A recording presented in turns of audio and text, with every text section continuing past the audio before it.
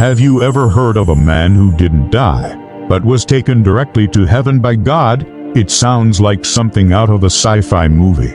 But this is the incredible story of Enoch, one of the most mysterious and fascinating figures in ancient texts. Enoch was the seventh patriarch in the line of Adam, the great-grandfather of Noah. Now, you might think, okay, another name in a long genealogy. What's the big deal? But Enoch was different. The book of Genesis tells us that in an era where people lived for hundreds of years, Enoch lived for 365 years, a year for every day of the year. Coincidence maybe, but here's where it gets truly amazing. While others in his lineage are described with the simple phrase, "and he died," Enoch's story has a twist. Genesis 5:24 says, Enoch walked faithfully with God, then he was no more, because God took him away. He didn't die. He was simply taken. Imagine that. He had such a close, intimate relationship with God that he bypassed death entirely. He walked with God, not just in a casual sense, but in constant deep fellowship. It was a relationship so profound that God decided to bring Enoch home with him, without the process of dying. This small mention in Genesis sparked immense curiosity over the centuries, leading to the creation of several ancient texts known as the Books of Enoch. While these books aren't part of the biblical canon for most Christian and Jewish traditions, they offer an incredible, expanded narrative of Enoch's life and his journeys. They are some of the most significant, non-canonical works ever written. The most famous of these is the first book of Enoch, or the Ethiopic Enoch. This book is a compilation of visions, prophecies, and celestial journeys. It paints a picture of Enoch as more than just a righteous man. He's a scribe, a sage, and a prophet chosen by God to receive divine secrets. According to this book, Enoch was taken on a guided tour of the cosmos. Angels, like Uriel, showed him the secrets of the heavens, the workings of the sun, the moon, and the stars. He saw the storehouses of the winds, the dew, and the rain. It's like a divine science lesson, revealing the intricate order and design of the universe, all held together by God's command. He learned about the fixed laws of nature long before modern science began to uncover them. But his journeys weren't limited to the wonders of creation. Enoch was also shown the spiritual realm. He saw the heavenly dwelling place of the righteous, a beautiful, luminous paradise where souls await the final judgment. He also witnessed the place of punishment for the wicked and for a group of rebellious angels known as the Watchers.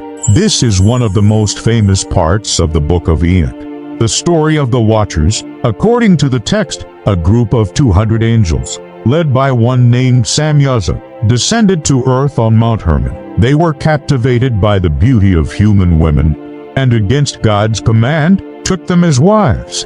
The offspring of these unions were giants, known as the Nephilim. These giants were described as being enormous in size and having an insatiable appetite. They consumed all of humanity's resources, and when that wasn't enough, they began to devour humans themselves, and even turned on each other. Their presence brought chaos, violence, and corruption to the world. But the fallen angels didn't just create chaos through their giant offspring, they also taught humanity forbidden knowledge. One angel, Azazel, taught humans the art of making weapons, cosmetics, and jewelry, things that led to vanity, deception, and warfare. Other angels taught sorcery, astrology, and other forbidden arts, leading humanity further away from God and into sin. The whole earth was corrupted, and the cries of the oppressed reached heaven.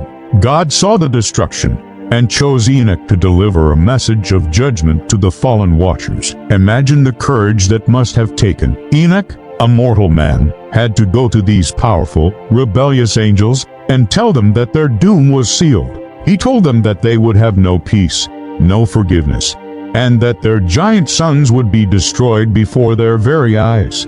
After delivering this message, Enoch's journeys continued. He was shown visions of the future of humanity, all the way to the final judgment. He saw the coming of a great flood, the same flood from the story of his great-grandson, Noah, which would cleanse the earth of the corruption caused by the Watchers and the Nephilim.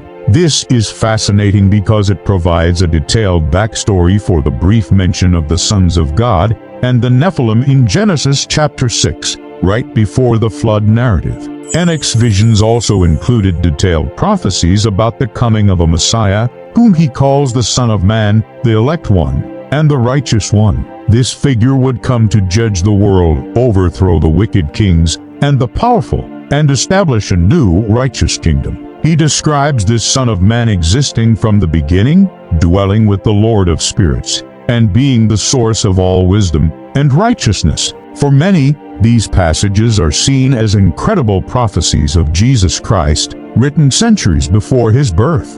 The book culminates with Enoch's final ascension into heaven, after teaching all this divine wisdom to his son, Methuselah, and instructing him to preserve the writings for future generations. Enoch is once again lifted up into the heavens on a fiery chariot, surrounded by angels. He doesn't die, he is transformed and taken into the direct presence of God, becoming a heavenly scribe.